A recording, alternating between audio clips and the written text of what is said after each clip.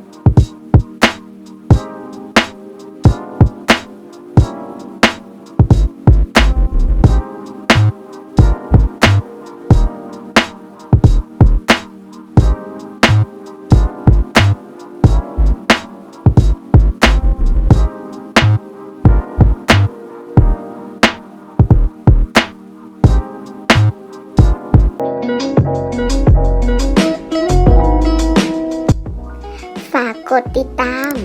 กดไลค์ กดแชร์ และกดกระดิ่งให้ด้วยนะคะ ขอบคุณมากค่ะ